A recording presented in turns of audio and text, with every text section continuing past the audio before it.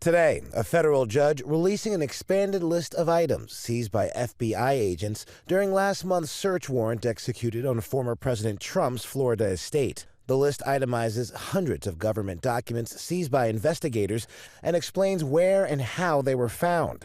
The Justice Department's inventory of items taken states some documents bore classification markings ranging from confidential to top secret and were intermingled with items like newspaper clippings, photographs, books, and clothing. In Trump's office alone, DOJ alleges there were 43 empty folders seized with classified markings.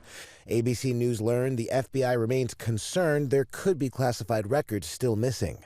After Thursday's high-stakes courtroom showdown, a judge is still deciding whether or not to appoint a special master, an independent person, to review the seized documents for any executive or attorney-client privilege conflicts.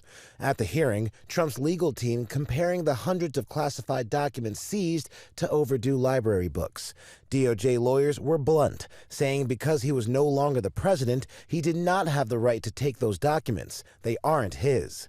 On a radio program, Trump repeating claims he was not to blame for any top-secret documents leaving the White House. You accumulate a lot of stuff over a term, and then all of a sudden you're leaving, and stuff gets packed up and sent. All sorts of stuff. Mostly the boxes, pictures and newspapers and shirts and gear and, golf balls and it's a lot of stuff.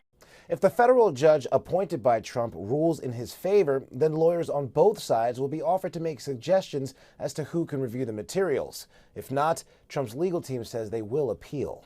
Ike Ajachi, ABC News, Washington.